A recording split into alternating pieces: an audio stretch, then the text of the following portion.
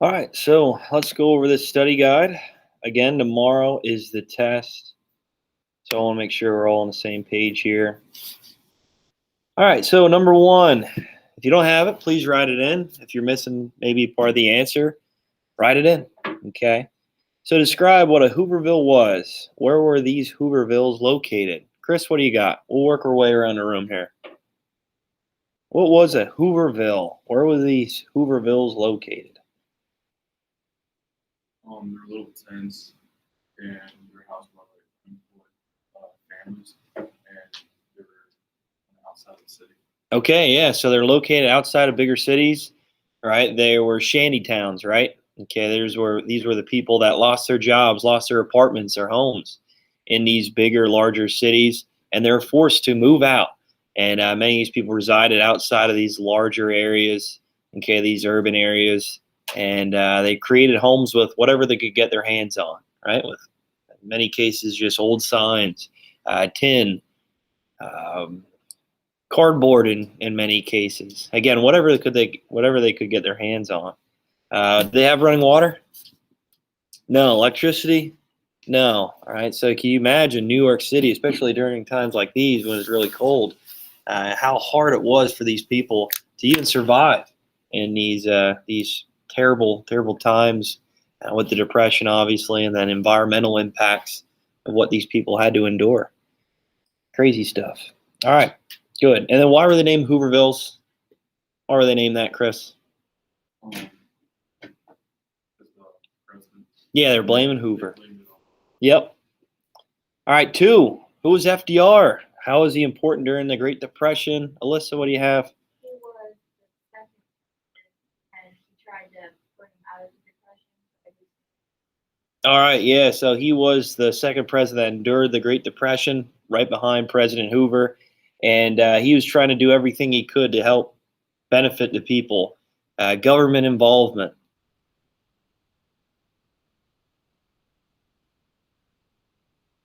Do to help the American people through the Depression. All right, again, many people not a big fan of him. Why? Because he enacted a lot of executive orders. He was in office for 12 years, right? And he had the government influence in many occasions throughout the economy and in people's lives. So this was this Red Scare, this expansion of government involvement into people's lives. And not many people like that. Right, but in a time like the Great Depression, maybe something was needed with 25% of unemployment. All right, three, explain what a fireside chat was. What were they created to do? What do you have, Jakari? I put it's how FDR talk to the people. Yeah, and how did he do that? Radios. Yeah, through the radio. Good job, good job. So this is the first time in American history where the American president is actually speaking to people directly, right, through the radio broadcasts. And they call them fireside chats just because people that did have homes during that time, right, they listened to the radio like we would watch the television in our living room. They would gather around the radio and they would listen to what the president had to say. Many times it was just a message. Hey, this is what we're doing to try to move ourselves forward and try to gain some sort of traction through the Great Depression. And here are some of the programs I'm offering. If it's in your area, seek it out. Look for it. Look for those opportunities. All right, good. Nowadays, we know Twitter, right? Twitter, Facebook, social media, anything really. 4, describe what a bank holiday was. What occurred during these bank holidays? Kevin, what do you have? Or didn't you get this one? I think you did because you said you were on number 6 before. What do you have for 4? Bank holiday.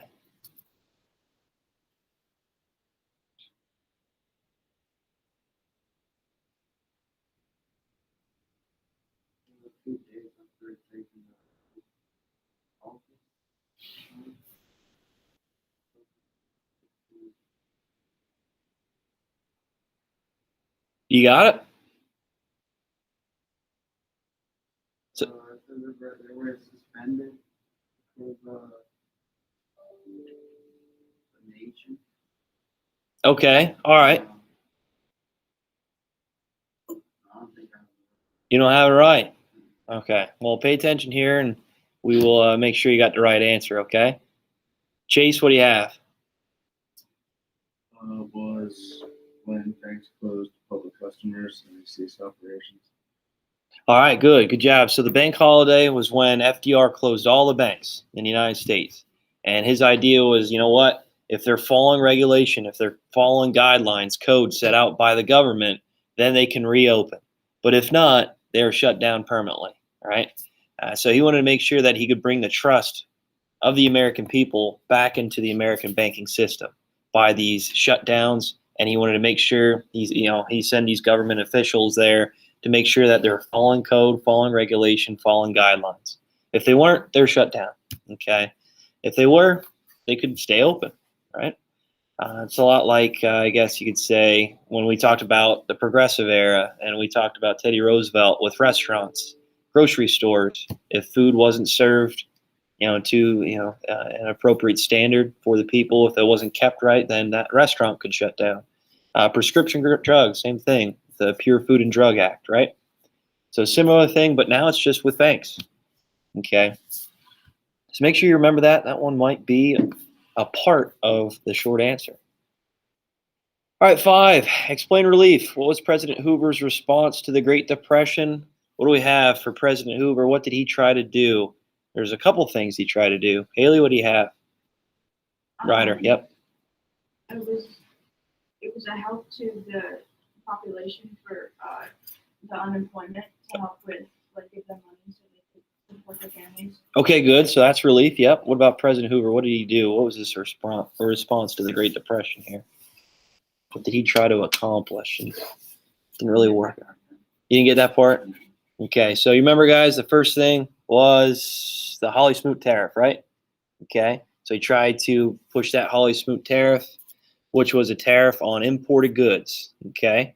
But it backfired because, well, these other countries decided to do the same thing, put a tax on imported goods from American products.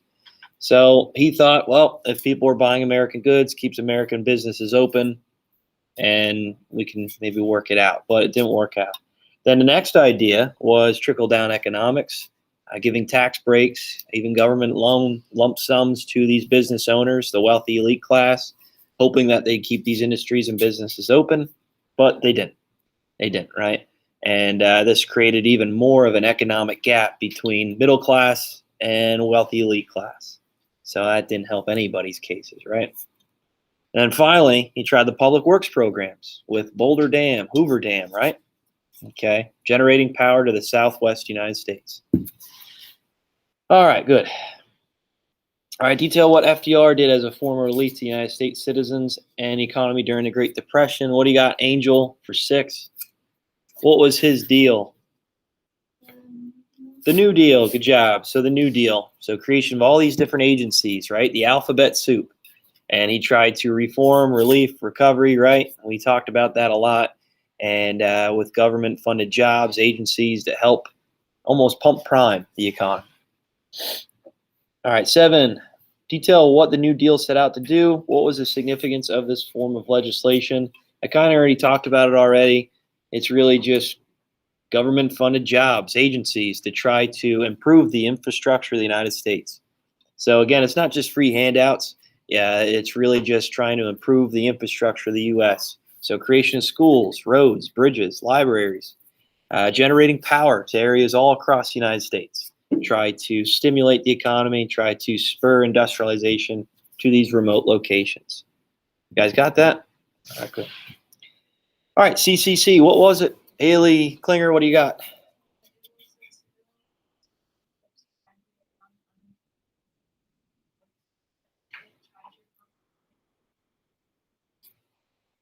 Yeah, good job. So Civilian Conservation Corps, and this was really just trying to give young adult males the opportunity, give them housing, a wage, gave them food. It was almost like a summer camp in a way. And they would go around and try to improve the environment all across the United States, mainly the Midwest, right? The Great Plains region, where the Dust Bowl took effect. All right, NRA, not the National Rifle Association. I still had some people in their presentation say that it was the National Rifle Association. It was not. Right? That is a group, an organization, but this is what the New Deal we're talking about. Ethan, what do you have?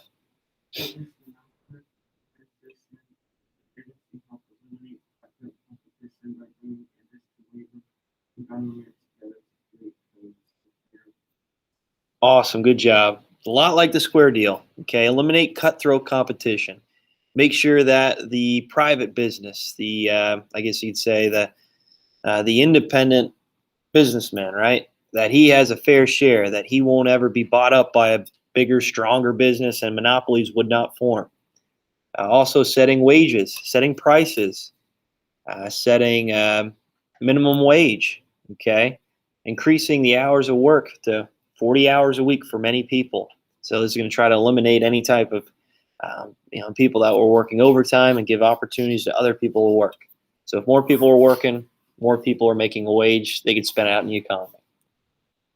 All right, so where was the Dust Bowl located? What was Black Sunday referred to as? Autumn, what do you have for 10? Dust Bowl located in Black Sunday, a severe storm that occurred in April 1935, and one of those storms in history causing economic and Awesome, good job. So the Midwest, right? The Great Plains region. The Dust Bowl was this terrible time where there was overgrazing, right? There was drought, there was high winds, okay, poor farming techniques, all the above.